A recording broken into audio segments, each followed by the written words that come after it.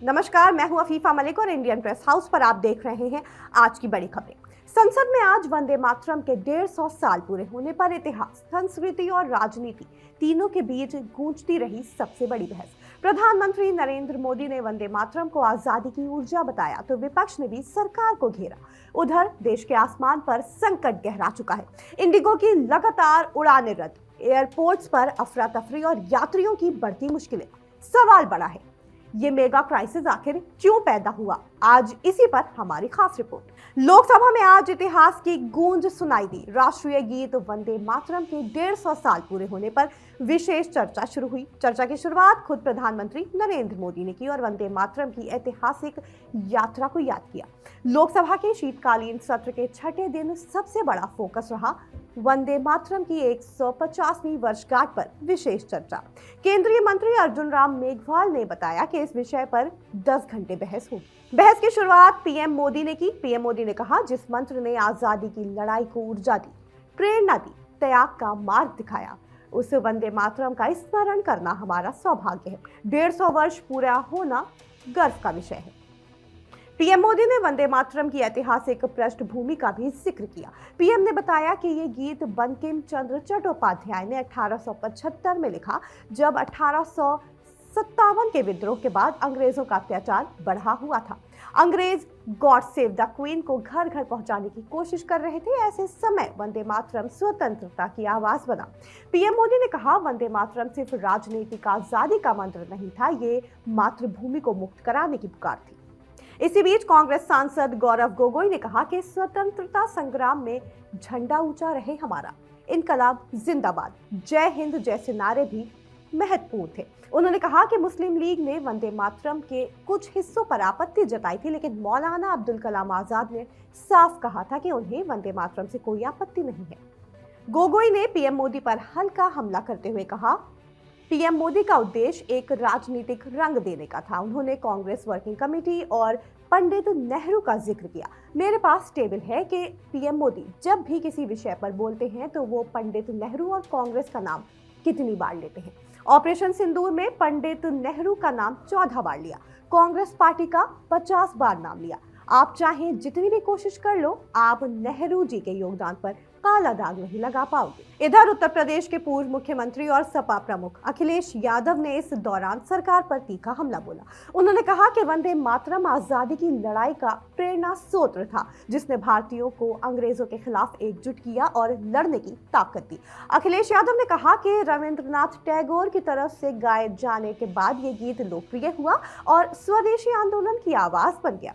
अखिलेश यादव ने सत्ता पक्ष पर आरोप लगाते हुए कहा कि वो हर चीज को अपने नाम करना चाहते हैं, जबकि वंदे मातरम किसी पार्टी या व्यक्ति की संपत्ति नहीं बल्कि पूरे देश की भावना है।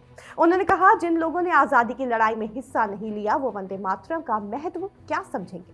कुछ लोग अंग्रेजों के लिए मुखबिरी करते थे, आज वो खुद को राष्ट्रवादी बताते हैं। कुल मिलाकर संसद में वंदे मातरम के 150 साल पर चर्चा इतिहास, राजनीति, संस्कृति तीनों को एक साथ लेकर चली। राज्यसभा में इस पर चर्चा कल होगी, जहां शुरुआत केंद्रीय गृह मंत्री अमित शाह करेंगे। अब बात इंडिगो क्राइसिस की। देश में इंडिगो एयरलाइंस का संकट थमने का नाम नहीं ले रहा है। हजारों यात्री फंसे, एयरपोर्ट्स पर अफरा तफरी की स्थिति और सवालों के घेरे में डीजीसीए और केंद्र सरकार। दिल्ली एयरपोर्ट से सोमवार को 200 से ज्यादा उड़ानें रद्द, जबकि देश भर में कैंसिलेशन की संख्या 600 के पार। सबसे बड़ा सवाल, और कब सामान्य होगी उड़ान सेवाएं? कौन जिम्मेदार है इस मेगा क्राइसिस का? सबसे पहले बात करते हैं दिल्ली एयरपोर्ट की स्थिति पर। इंडिगो की उड़ानों पर संकट लगातार गहराता जा रहा है। दिल्ली एयरपोर्ट ने सोमवार को 230 से ज्यादा उड़ानें रद्द होने की पुष्टि की। मुंबई से भी 9 उड़ानें कैंसिल, यात्रियों में भारी गुस्सा। दिल्ली एयरपोर्ट अथॉरिटी ने सोशल मीडिया पर पोस्ट करते हुए कहा कि ऑपरेशन सुचारू है, लेकिन कुछ उड़ानें रद्द या रीशेड्यूल हो सकती हैं। यात्री अपनी फ्लाइट की जानकारी एयरलाइन से लेते रहे। ग्राउंड स्टाफ कम, यात्रियों की भीड़ ज्यादा। इस वजह से लगेज कलेक्शन से लेकर गेट जानकारी तक हर जगह अफरा तफरी। इधर डीजीसीए ने इंडिगो के सीईओ पीटर एल्वर्स और जिम्मेदार मैनेजर को कारण बताओ नोटिस जारी किया है, लेकिन स्थिति में सुधार बेहद धीमा। लगातार 6 दिनों से चल रहे संकट पर डीजीसीए ने सख्त रुख अपनाते हुए इंडिगो से जवाब मांगा है।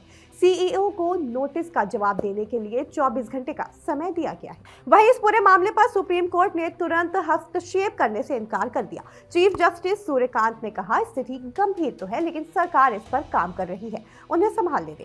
याचिकाकर्ता ने बताया कि 2500 से ज्यादा उड़ानें प्रभावित हुई हैं और तकरीबन 90 से ज्यादा एयरपोर्ट्स असर में हैं। Chief justice of India justice Suryakant ने कहा कि अगर हालात बिल्कुल गंभीर और असहनीय होते तो अलग बात थी। उन्होंने ये भी कहा कि हम समझते हैं कि लाखों लोग इस समस्या का सामना कर रहे हैं, लेकिन सरकार इस मामले को देख रही है, संभालने दें। इंडिगो क्राइसिस पर विपक्ष भी सरकार से लगातार सवाल कर रहा है। कांग्रेस से लेकर शिवसेना, यूबीटी और टीडीपी तक हर पार्टी ने DGCA, ministry of civil aviation और सरकार की जवाबदेही पर सवाल उठाए हैं। कांग्रेस एमपी कार्ति चिदम्बरम ने कहा, यह राष्ट्रीय संकट है, सरकार संसद में जवाब दे। शिवसेना यूबीटी एमपी प्रियंका चतुर्वेदी बोली, अगर डीजीसीए और मंत्रालय नियम लागू नहीं कर सकते तो मंत्रालय बंद कर दो।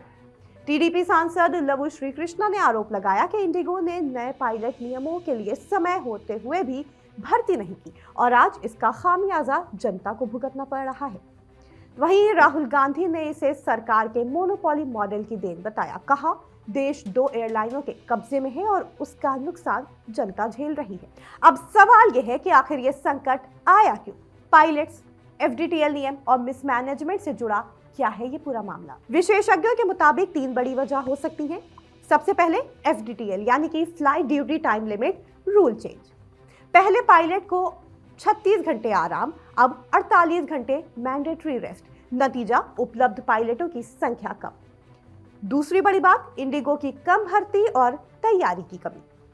एयर इंडिया समेत कई एयरलाइंस ने पहले से प्लानिंग की। इंडिगो ने पर्याप्त पायलट नहीं रखे, नए नियम लागू होते ही शेड्यूल बिखर गया। और तीसरी बड़ी बात, winter schedule pressure plus high demand. दिसंबर पीक ट्रैवल सीजन माना जाता है, कैंसिलेशन का असर आगे की कई फ्लाइट्स पर पड़ सकता है। कुछ विशेषज्ञ तो ये भी कह रहे हैं कि इंडिगो ने दबाव बनाने के लिए इस हालात को खराब होने दिया ताकि नए पायलट नियम अस्थायी रूप से वापस ले लिए जाएं। अब यहाँ पर सवाल ये उठता है कि क्या इंडिगो और डीजीसीए में नए नियमों को लेकर समन्वय नहीं बैठा था? क्या गड़बड़ियां हो सकती हैं? क्या परेशानियां हो सकती हैं? किन किन दिक्कतों का सामना करना पड़ना होगा? क्या इन सब मसलों पर बातचीत नहीं हुई थी? लूप होल्स क्या क्या हो सकते हैं? इसको लेकर खुलकर चर्चा नहीं की गई थी क्या? और जब ये पूरा केओस हुआ तब केंद्र सरकार ने उसी वक्त ऐसे कदम क्यों नहीं उठाए जिससे ये परेशानी फौरन के फौरन या कुछ ही वक्त में सुलझ पाती? आज इस क्राइसिस को पूरे 6 दिन हो चुके हैं, लेकिन इसका कुछ भी हल निकल सके फिलहाल ऐसे कोई आसार नजर नहीं आ रहे हैं। और यही बड़ा सवाल है कि ऐसी स्थिति में क्यों आई इंडिगो? क्यों अभी तक सरकार की तरफ से उठाए गए कदम पर्याप्त नहीं है? कुल मिलाकर इंडिगो का संकट सिर्फ तकनीकी नहीं, प्रबंधन की गलती, सिस्टम की सुस्ती और नियमों की कम तैयारी का मिला जुला नतीजा है। लेकिन सबसे बड़ा नुकसान उन लाखों यात्रियों को हो रहा है जो एयरपोर्ट पर घंटों फंसे हैं, वेडिंग्स मिस कर रहे हैं, इवेंट कैंसिल कर रहे हैं, प्रोग्राम्स या तो चेंज हो रहे हैं या रीशेड्यूल हो रहे हैं और कंपनी से जवाब अभी भी साफ नहीं। सरकार ने मीटिंग्स कड़ी की है, लेकिन अगला बड़ा सवाल रही, उड़ानें सामान्य कब होंगी? तो फिलहाल के लिए इस बुलेटिन में इतना ही। कल फिर मुलाकात होगी इसी तरह कुछ बड़ी खबरों के साथ।